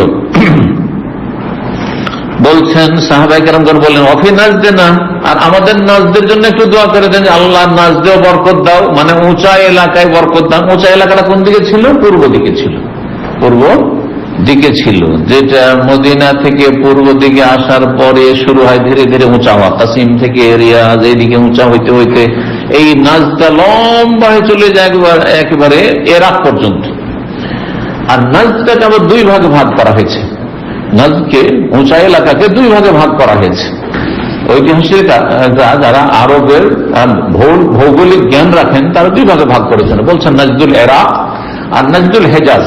নাজদুল ইরাক আর নাজদুল হেজাজ, ইরাকের উঁচু এলাকা আর হেজাজের নিচু এলাকা। হেজাজের নিচু এলাকা বলতে আল কাসিম থেকে রিয়াজ এই এলাকাকে বোঝানো হয়, আর নাজদুল ইরাক বলা হয় ইরাক, বাসরা, কুফা, বাগদাদ ওই দিকটাকে বলা হয়। জি, যে দিকটা চলে গেল আপনার এখান থেকে হাকরুল বাতন সবজি থেকে আপনার ইরাকের দিকে চলে যাবে, তো এই এলাকাগুলোকে বলা হয়। তো নবী সাল্লাল্লাহু যখন সাহাবারা নাজদের জন্য দোয়া করেন, নবী সাল্লাল্লাহু তখন দোয়া করলেন না, বললেন কি হুনালিকা জালাজালু, সেখানে অনেক ভূমিকম্প হবে। জিলজাল বহু বছর করেছেন, সেখানে কি হবে? জালাজাল, ভূমিকম্প হবে। ওয়াল ফিতনা, আর অনেক ফিতনা, বহুমুখী ফিতনা হবে। ওয়াবিহা ইয়াতলু কারনুশ শয়তান, আর সেখানে শয়তানের শিং উদয় হবে। শয়তান শিং বলতে শয়তানের দল, কারণের শাব্দিক অর্থ হচ্ছে শিং, কিন্তু এখানে উদ্দেশ্য হচ্ছে কারণ মানে হচ্ছে দল, শয়তানের দল সেখান থেকে প্রকাশ পাবে, শয়তানের দল সেখান থেকে বেরোবে, এই কথা বললেন। এখন এই নাজদ কোন নাজদ? যত বিদাতিরা আছে, যত বিদাতিরা মাজার পূজারীরা আছে, তারা বলে যে নাজদ মানে ওই এলাকার নাজদ বলবেই না, জানলেও বলবে না, আর জাহেল জানেও না, হয় জানে না, আর অনেকে জানলেও বলবে না ওইটা, কারণ ওইটা বললে তার ওই স্বার্থ হাসিল হচ্ছে না, কথা বোঝা গেছে? তো ধর্মীয় অসৎ স্বার্থ হাসিলের জন্য তারা বলে যে দেখো নবী সাল্লাল্লাহু আলাইহি ওয়াসাল্লামের আপনার কাছে সাহাবীরা দরখাস্ত করেছেন নাজদের জন্য দোয়া করতে, কিন্তু নাজদের জন্য নবী সাল্লাল্লাহু আলাইহি ওয়াসাল্লাম কোনো নেক দোয়া করেননি। আর নাজদ হচ্ছে কোন এলাকা? এই রিয়াজ এলাকা। আর রিয়াজ এলাকায় শেখুল ইসলাম মুহাম্মদ আব্দুল ওয়াহাব নাজদি রাহিমাহুল্লাহ যেহেতু জন্ম নিয়েছেন, তো এই এলাকায় কারনুশ শয়তান, শয়তানের দল মানে হচ্ছে এই ওয়াহাবি দল, মোহাম্মদ বিন আব্দুল ওয়াহাব একদম ফিট করে দিল। এটা হচ্ছে বেদাতি মাজার পূজারীদের ব্যাখ্যা, ভালো করে বুঝে নেন। কিন্তু ওলামায়ে কেরাম আরবি কিতাব যতগুলি পড়বেন এই হাদিসের সারায়, তারা বলছেন যে এই হাদিস থেকে মূল উদ্দেশ্য হচ্ছে নাজদুল ইরাক, যেটা বাস্তব প্রমাণ করে। 1400 বছরের ইতিহাস সামনে রেখে আপনি প্রমাণ করেন, দেখবেন যে যতগুলি বিপর্যয় ইসলাম এবং মুসলিমদের বিপর্যয় হয়েছে সেটা ইরাক থেকে হয়েছে। ধর্মীয় বিপর্যয় হোক আর রাষ্ট্রীয় বিপর্যয় হোক, পার্থিব বিপর্যয় হোক, সমস্ত সর্বনাশগুলি হয়েছে এই ইরাক থেকে। যদি এক একটি করে শুরু করা হয়, রাষ্ট্রীয়ভাবে ধরেন, রাষ্ট্রীয়ভাবে যদি ধরেন, তাহলে আপনার উমাইয়া বংশের পতনের পরে আব্বাসীরা এসছে, ঠিক না? আব্বাসীর 132 আসলো, তখন একটা মুসলিম রাষ্ট্র। 132 থেকে 656 পর্যন্ত, 656 হিজরিতে বাগদাদের রাজধানীকে এমন করে ধ্বংস করলো, আর কত যে ইসলামিক লাইব্রেরি আর কত যে গবেষণামূলক আপনার কিতাবাদি পুস্তক ছিল, লাইব্রেরি ছিল, সবকে ধ্বংস করলো। কারা? হালাকু তাতারিরা। তাতারীদের আক্রমণে। তো এটা কোথায় হয়েছে? কোথায় হয়েছে? ইরাকে হয়েছে। ইরাকে হয়েছে, যাতে মুসলিমরা অনেকটা পিছিয়ে গেছে। না হলে মুসলিমরা সারা পৃথিবীকে সে দিন দুনিয়া শিক্ষা দিচ্ছে, পিছিয়ে গেছে। এখানে এক বিপর্যয় হলো, আর এক বিপর্যয় হলো স্পেনে, যেটার নাম ছিল আন্দুলুস। সেখানে আপোষের দ্বন্দ্ব কলহের কারণে খ্রিস্টানরা এই ইউরোপের একটি ইসলামী দেশ যেটা ছিল সেটাকে দখল করে নিল, এবং মুসলিমদের এমনকি ইসলাম চর্চার, ইসলাম পালনের কোনো অধিকার ছিল না। সেখানে অপশন ছিল, হয় খ্রিস্টান হয়ে যেতে হবে, আর না হলে খুন হইতে হবে তাদের হাতে, আর না হলে সেখান থেকে তাহজির, নির্বাসিত হতে হবে। জান বাঁচিয়ে পালিয়ে যেতে পারো, পালিয়ে গেছে। আর থেকে গেলে হয় খ্রিস্টান হও, আর না হলে হত্যা হওয়ার জন্য রেডি হও।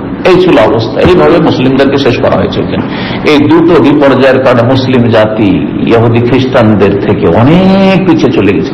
না হলে খ্রিস্টান ইহুদিদের নাম পর্যন্ত ছিল না, কিন্তু খ্রিস্টানরা এই মুসলিমদের কাছে স্পেনের কর্তোবা ইউনিভার্সিটি, যেটা কর্তোবা বলছে, এই কর্তোবা ইউনিভার্সিটিতে তারা লেখাপড়া করতে আসতো। আজকাল আমাদের ছেলেরা কাফের দেশে ইউরোপ আমেরিকা লেখাপড়া করার জন্য যাচ্ছে, আর সেখানে গিয়ে আমরা আলেম আলমারা বলছে যাও সেই দেশে কিন্তু ধর্ম হারিয়ে দিল না। তারা বলতো যে যা উপায় নেই, মুসলিমদের কাছে লেখাপড়া করতে হবে, কিন্তু মুসলিম হয়ে যায় না, পড়ে শুনে চলে আসবে। তাদের কাছ থেকে সায়েন্স টেকনোলজি আর তাদের কাছ থেকে মেডিকেল সব পড়ে চলাই, কিন্তু তাদের ধর্মটা নিস না। তারা হয়ে গেছে ধর্মীয় বিপর্যয়। যত শিরক বিদআত শুরু হয়েছে, যত বাতিল ফিরকা পয়দা, কোথা থেকে? আলী রাদিয়াল্লাহু জামানা থেকে শুরু করে। কথা যদি লম্বা করি তো আমার দার্সে খুব সংক্ষেপ। প্রথম আলী রাদিয়াল্লাহু তাআলা আনহু কে শহীদ করলো খারিজিরা। কোথায়? কোথায়? এটা এখানে রিয়াজ আর কাসিম না মদিনায়? কুফা, ইরাকে। হাসান রাদিয়াল্লাহু বিষ দিল। হোসেন রাদিয়াল্লাহু তাআলা কারবালায় শহীদ করলো। কোথায়? সৌদি আরবে না ইরাকে? কারবালার ঘটনা কোথায়? ইরাকে। এই ফিতনাগুলি কোথায়? হুনাদ আল ফিতান ওয়াল জালজালা, বহুমুখী ফিতনা। তারপরে সেখানে কাদরিয়া পয়দা হলো কোথায়? বাসরায় কাদরিয়া। কাদরিয়া, জাহমিয়া, জাবরিয়া, যত বাতিল ফিরকা পয়দা হয়েছে এই খারিজি জঙ্গিদের পরে। খারিজি হলো, আর এক দল শিয়া হলো। শিয়া কোথায়? শিয়াদের জন্ম কোথায়? এই ইরাক। প্রথম বাতিল ফিরকা এক শিয়া, রাফেজি আর খারেজি, দুটো ইরাকে পয়দা হলো। যারাই খুন করলো, কারণ নিয়ে যে অসহায় ছেড়ে দিল, ডাকলো যে আপনার খলিফা মানবো, আর তারপর রাতারাতি জানের ভয়, জান বাঁচাবার জন্য অসহায় ছেড়ে দিল, তার এখন কান্না মাতম শুরু করলো। এরাই হলো শিয়া। তার কোথাকার? তারা সেখানকার, তারা কি ইরাকের কুফার। বুঝতে পেরেছেন? মিলাদ শুরু হলো, প্রথম শিয়ারা শুরু করলো মিশরে, এই ফিতনা শুরু হলো। আর তারপরে সুন্নিদের মধ্যে এই যে মিলাদের প্রচলন কোথায় শুরু হলো? এরা কি শুরু হলো? এইভাবে এক একটি করে দেখেন দিন দুনিয়ার সমস্ত সর্বনাশ। আর সবশেষ সর্বনাশ, ইরাকের কারেন্সির মূল্য কুয়েতের চেয়ে বেশি ছিল এই সাদ্দামের যুগে। কিন্তু সাদ্দাম যখন মাথা মোটা এমন একটা কাজ করলো যে মুসলিম দেশের আক্রমণ করলো, আর ওখানে কাফের ওঁত পেতে ছিল, এসে দিল হামলা করে, এই সুযোগেই ছিল। তাতে এখন ইরাকের অবস্থা কি? ইরাক কোনো মানুষের বাস করার মতো কোন জায়গা নয়, এখন কোনো নিরাপত্তা সেখানে নেই। আহলে সুন্নাতে তো কোনো নিরাপত্তা নেই, জানমালের কোনো কিছু নিরাপত্তা নেই, বাড়িওয়ালার কোনো নিরাপত্তা সেখানে নেই। এই হচ্ছে বর্তমান ইরাকের অবস্থা। তাহলে এই ধ্বংসগুলো আর এই বিপর্যয়গুলো কোথায় হয়েছে? এগুলো সৌদি আরবে না ইরাকে? তাহলে এই হাদিসের ভবিষ্যৎবাণী বাস্তবায়ন কোথায় হয়েছে? নাজদুল ইরাক। আর তা বলে থাকে যে এখানে মুসাইলিমা কাযযাব যে বেরিয়েছে, ফিতনা, একটা ফিতনা। ভালো জায়গা তো কোন জায়গায় অনেক ভালো হচ্ছে, সেখানেও কিছু খারাপ হতে পারে, সেখানে কিছু খারাপ হতে পারে। এই একটি মুসাইলিমা কাযযাবের ফিতনা নাজদে ছাড়া আপনি দেখেন 1400 বছর ইতিহাসে যে কোন বাতিল ফিরকা জন্ম নিয়েছে এই আরব দেশের নাজদুল হিজাজ থেকে, রিয়াজ থেকে বা কাসিম থেকে, এরকম বলে পাবেন না আপনি খুঁজে। তাহলে আপনি ভুল ব্যাখ্যা করবেন যার বাস্তবতা নবী সাল্লাল্লাহু আলাইহি ওয়াসাল্লাম ভবিষ্যৎবাণী, তাহলে বাস্তবায়ন হচ্ছে না। কথা বোঝা গেছে? জি। তো এই ছিল ব্যাখ্যা এই সম্পর্কে। আর সময় তো এগিয়ে চলে গেছে, কিন্তু হাদিস দুটো তিনটে আছে, শেষ করতেই হবে। দুটি অধ্যায় আছে, আমরা শেষ করে নিই, ঠিক আছে? যদি একটু সময় চলে যাবে, কারণ এটার জন্য আলাদা করে দাস করা যাবে না। তারপরে কসুফ সূর্য চন্দ্র গ্রহণ শুরু হয়ে যাবে। একটু সবর করুন। 28 নম্বর অধ্যায় বলছেন, এই অধ্যায় হচ্ছে বাবু কাউলিল্লাহ তাআলা, মহান আল্লাহর এই বাণী তাফসীর সম্পর্কে অধ্যায়, যে আলুনা রিজকাকুম আন্নাকুম তুকাজ্জিবুন, তোমরা তোমাদের অংশ বানিয়ে ফেলেছো এই যে তোমরা মিথ্যা মনে করবে, মিথ্যা জ্ঞান করবে। অর্থাৎ তোমাদের কাজ শুধু মিথ্যা প্রতিপন্ন করা বা কি করা, তুকাজ্জিবু, তোমরা নাশুকরি করবে, অকৃতজ্ঞ হবে। তাই বলছেন এখানে ইবনে আব্বাস রাদিয়াল্লাহু তাআলা তাফসীর করতে গিয়ে বলছেন, ওয়া তাজআলুনা রিজকাকুম আই শুকরাকুম, আল্লাহর শুকরিয়া আদায় করা উচিত ছিল আল্লাহর নিয়ামত পেয়ে, কিন্তু শুকরিয়া আদায় না করে তোমরা কি করছো, আল্লাহর এই নিয়ামতকে মিথ্যা জ্ঞান করছো, মানে আল্লাহর পক্ষ থেকে না, এটা অন্য পক্ষ থেকে। আপনাকে আল্লাহ ছেলে দিলেন, রুজি দিলেন, আর যদি বলে এটা বাবার দান, শাহজালাল বাবার দান, আটরসি বাবার দান, মাইজ ভান্ডারির দান, তাহলে আপনি কত বড় নাশুকরি করলেন। দাতা আল্লাহ, আর আপনি অন্যের সাথে সম্পৃক্ত করছেন, শিরক কুফরি করলেন। তো ওই মর্মে হাদিস রয়েছে, কারণ কিছু লোকেরা বর্ষা বৃষ্টি হলে বলে যে অমুক তারা আকাশে উঠেছে না, ওই জন্য বৃষ্টি হয়েছে। ওদের সম্পর্কে আসলে নাযিল হয়েছে সূরা ওয়াকিয়া আয়াত নম্বর 82, 1038 নম্বর অধ্যায় হাদিস, 1038 নম্বর হাদিস যায়েদ ইবনে খালিদ আল জুহনি বর্ণনা করছেন। তিনি বলছেন, সাল্লাল্লাহু আলাইহি রাসূলুল্লাহ সালাতাস সুবহে, রাসূলুল্লাহ আমাদেরকে একবার ফজরের নামাজ পড়ালেন। কোথায়? হুদাইবিয়া। তাহলে হুদাইবিয়া ছিলেন 6ষ্ঠ হিজরিতে, হুদাইবিয়া সন্ধির সময়। আলা ইসরে সামাইন, সামা মানে আকাশ হয়, কিন্তু এখানে মানে বৃষ্টি। বৃষ্টির পরে রাত্রে বৃষ্টি হয়েছে, সকালবেলা ফজর পড়াইলেন। কানাত মিনাল লাইলে, যে বৃষ্টি রাত্রে হয়েছিল। ফালাম্মান সারাফান নবী সাল্লাল্লাহু আলাইহি ওয়াসাল্লাম, যখন নবী সাল্লাল্লাহু আলাইহি ওয়াসাল্লাম সালাম ফিরলেন, আকবাল আলান নাস, জনগণের দিকে মুখ করে বসলেন। তাহলে ইমাম সাহেব কোন দিকে মুখ করে বসবেন? জনগণের দিকে ঘুরে বসবে পুরা। ফাকালা বলেন, হাল তাদরুনা মাযা ক্বালা রাব্বুকুম, তোমরা কি জানো যে তোমাদের রব আজকে কি বলেছেন? আজকে রাত্রে আল্লাহ কিছু বলেছেন, তোমরা জানো কি বলেছেন? কালু, তখন সাহাবীরা বলেন, আল্লাহ ওয়া রাসূল, আল্লাহ এবং তার রাসূল বেশি, আমরা কি করে জানবো আল্লাহ কি বলেছেন না বলেছেন, আমরা তো গায়েব জানি না। কাল, তখন বলেন, আসবাহা মিন ইবাদি মুমিনুন ওয়া কাফিরুন, আমার কিছু বান্দা আমার প্রতি ঈমানদার হয়েছে, আবার কিছু বান্দা কাফের হয়েছে। কিছু মানুষ কি হয়েছে? ঈমানদার হয়েছে, মুমিন হওয়ার প্রমাণ দিয়েছে, আর কিছু বান্দা কাফের হয়ে গেছে। ফাম্মান কালা, কারা মুমিন কারা কাফের? যারা বললো মতের নামে ফজলিল্লাহ ওয়া রহমতি, আজকে রাতে বৃষ্টি হয়েছে আল্লাহর ফজলে, আল্লাহর রহমতে, আল্লাহর অনুগ্রহে। ফাযালিকা মুমিনুন বি, সে আমার প্রতি ঈমান নিয়ে আসলো। কাফিরুন বিল কাওকাব, আর নক্ষত্রকে অস্বীকার করলো, নক্ষত্র উঠেছে সেই জন্য বৃষ্টি, না না না, আল্লাহ দান, আল্লাহ দিয়েছেন। ওয়াম্মান কালার, যে বললো মতের নামে নয় কাজা কাজা, অমুক অমুক, নউন মানে নক্ষত্র, অমুক অমুক নক্ষত্র আকাশে, অমুক আকাশে দেখা গেছে, ওই দিকে দেখা গেছে এটা নতুন তারা উঠেছে সেই জন্য বৃষ্টি হয়েছে, যদি এরকম কেউ বলে, ফাযালিকা কাফিরুন, সে আমার সাথে কুফরি করলো। আর যদি বলে আল্লাহ দিয়েছেন, তবে এইটা কারণ, এটা কারণ, তাহলে বড় কুফরি না হইলেও সেটা ছোট কুফরি, না শুকরি, অন্যের সাথে সম্পৃক্ত করা। ফাযালিকা কাফিরুন বি, সে আমার সাথে কুফরি করলো। মুমিনুন বিল কাওকাব, সে নক্ষত্রের প্রতি ঈমান নিয়ে আসলো। আর যদি মনে করে যে আল্লাহর পক্ষ থেকে বৃষ্টি হয় না, নক্ষত্র উঠলে নক্ষত্র কারণে বৃষ্টি হয়, নক্ষত্রের কারণে বৃষ্টি হয়, তাহলে বড় কুফর, বড় শিরক। এটি শেষ একটি হাদিস আর অধ্যায় বলছেন 29 নম্বর অধ্যায়, বাবুন, এই অধ্যায় হচ্ছে লা ইয়াদরি, কোন ব্যক্তি জানে না, মাতা ইয়াজিল, মাতার বৃষ্টি কখন আসবে, ইল্লাল্লাহ, তার আল্লাহ ছাড়া, আল্লাহ ছাড়া কেউ জানেন না। আবু হুরায়রা রাদিয়াল্লাহু তাআলা বলেন, খামসুন লা ইয়ালামুহা ইল্লাল্লাহ, 5টি বিষয় রয়েছে আল্লাহ ছাড়া কেউ জানেন না, যেটিকে মাফাতুল গায়ব, গায়বের চাবি বলা হয়। 1039 নম্বর হাদিস, হাদিস ইবনে উমর রাদিয়াল্লাহু তাআলা বর্ণনা করেছেন, বলছেন নবী সাল্লাল্লাহু আলাইহি ওয়াসাল্লাম, মিফতাহুল গায়বে খামসুন, গায়বের চাবি হচ্ছে 5টি, লা ইয়ালামু ইল্লাল্লাহ, সেগুলি আল্লাহ ছাড়া কেউ জানেন না। লা ইয়ালামু আহাদুন মা ইয়াকুনু ফি গাদিন, আগামী কালকে কি হবে কেউ জানে না। ওয়ালা ইয়ালামু আহাদুন মা ইয়াকুনু ফিল আরহাম, মাতৃগর্ভে কি আছে, বাচ্চা ছেলে না মেয়ে, বেঁচে আছে না মরে গেছে, তারপরে এটা দুনিয়াতে এসে বড় হবে না হবে না ইত্যাদি। যখন আপনার আকার ধারণ করেননি, আর কোনো কিছু যন্ত্র ব্যবহার করা হয় না, এমনিতে উপলব্ধ, এমনকি ডাক্তারও যদি আল্ট্রাসাউন্ড না করে আর বাচ্চার 9 মাস 10 মাস বলতে পারবে? পারবে না। তো যন্ত্র দিয়ে বলে দিচ্ছে সেটা আমার জন্য গায়েব, আমি যন্ত্র দেখি না, কিন্তু ডাক্তার দেখছে সেজন্য তার জন্য গায়েব না, সে দেখে বলছে, সে না দেখে বলে। যদি যন্ত্র ব্যবহার না করতো সেটা বলতে পারতো না। আর যখন 40 দিনের, 1 মাসের হয়েছে, 2 মাসের, তখন যদি বলা হয় যে এটা ছেলে না মেয়ে, ডাক্তার বলেন তো পারবে না, যন্ত্র দিয়ে পারবে না। ওয়ালা তাআলামু নাফসুন মা যা তাকসিবু গাদান, কোন ব্যক্তি জানে না যে আগামীকালকে সে কি করবে, আপনার চাকরি থাকবে থাকবে না, ভালো থাকবেন সুস্থ থাকবেন না মরবেন।